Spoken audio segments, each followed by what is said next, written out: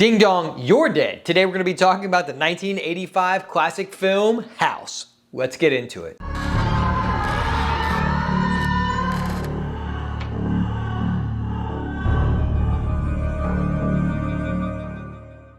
Hey everybody, it's Chris. Welcome back to the channel. Today we're going to be discussing the 1985 cult horror comedy, House. So this was produced by Sean S. Cunningham from Friday the 13th fame and directed by Steve Miner, who was most notably known for Warlock and Halloween H2O. So we got a pretty decent director here. I think this movie is super fun. It's not like the best horror comedy I've ever seen. It's definitely a hard bar above The Howling 3, which I covered recently. I'll link that video up below so you can check that out. But I just want to talk about House. I really like it. But before we get into that, go down there, hit that subscribe button, hit the like button, and share this video with anybody you think would be into these weird, obscure horror movies that I cover on this channel. So I actually watched this on DVD. It was a first time watch for me, which is very interesting. But then for my birthday, which was on Wednesday, the 14th, I got this. I actually got the Arrow Video House Collection. You know, I could have gotten this a couple of days earlier so I could have watched this version,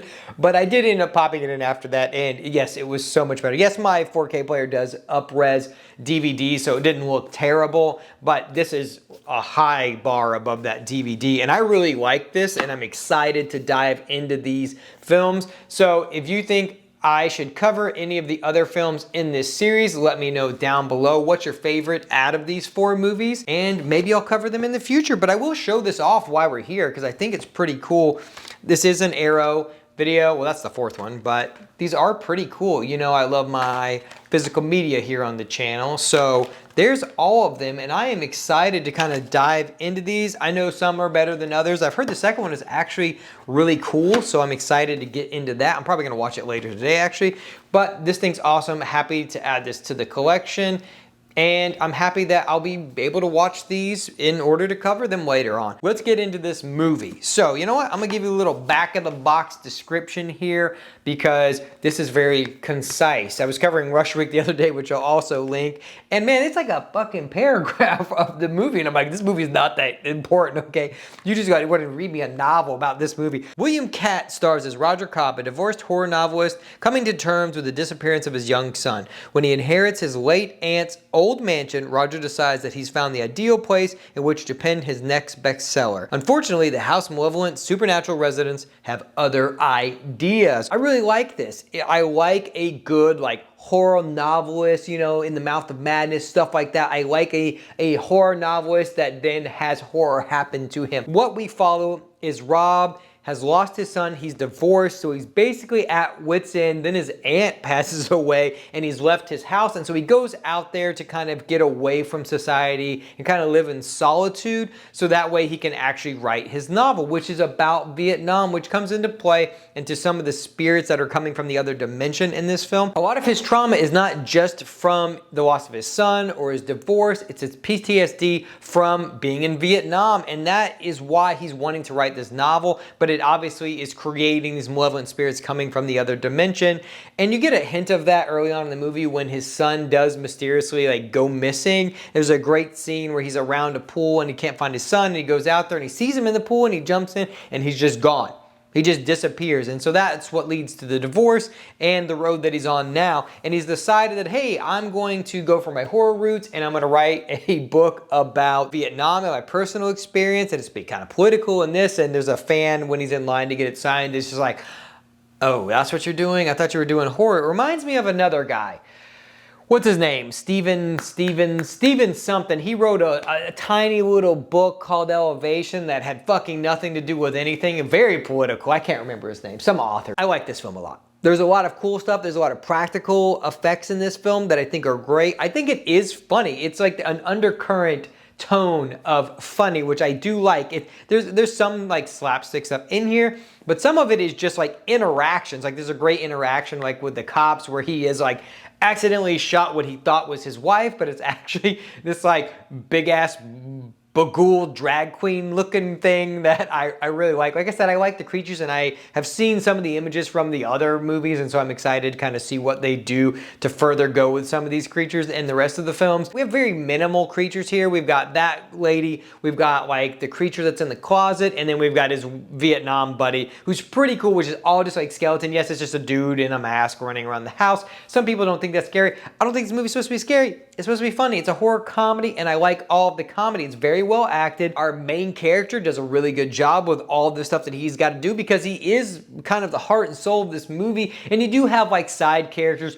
George Wendt from Cheers is in here, and he does a great job as the annoying and like nosy neighbor who's just kind of always sticking his nose in where he shouldn't, and just shows up whenever the fuck he wants. Apparently, he's just like, hey, it's midnight. I thought you'd want some Chinese food and some beer.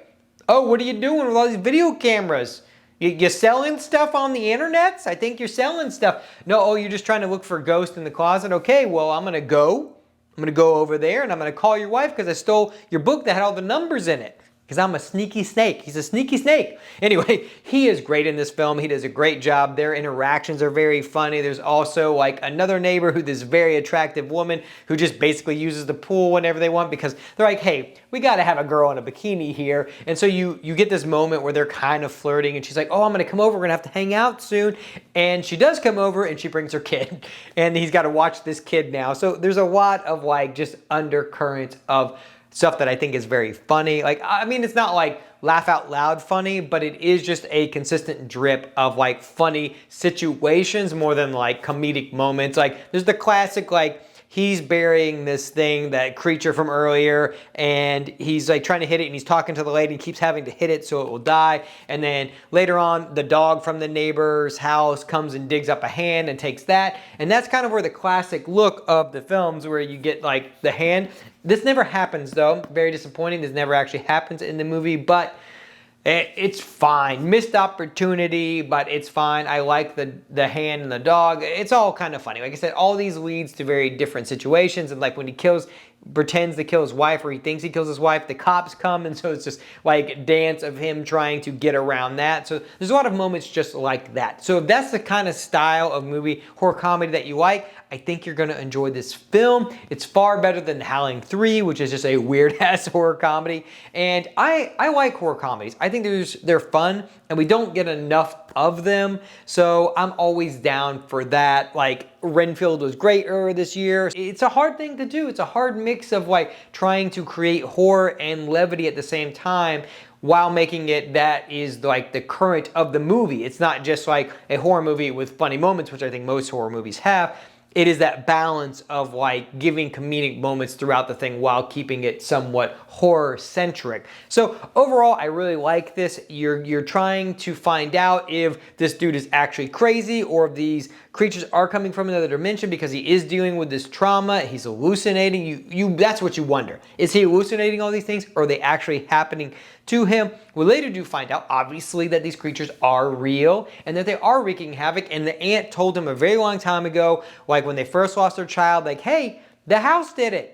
You dumb motherfucker. The house sucked him into another dimension, and he's there. You just got to find out how to get him, and he eventually does. He goes into the other dimension. He does save his son. The wife miraculously comes back. And the neighbor did call him, but she miraculously comes back, and all is well in the world, obviously, until the 3 other sequels, which I know they're kind of separate until the 4th one when our main character comes back, but I don't really know much other than that. I want to kind of go with them blind so I can have a good time with those. All right.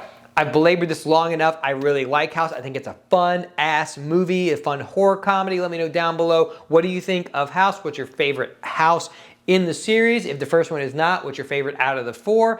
And that's all I've got. I'm going to link some videos for you at the end. As always, I really appreciate all of you guys watching. It does mean a lot to me. We're on the road to 1,000 subscribers. I know it is an arduous road because I cover not so generic horror, that it is weird, and obviously there is a niche for horror, and then there's a niche and a niche and a niche, and I'm kind of in that niche. So I'm fine with that. But anyway, thanks for watching, and I'll talk to you guys in my next review.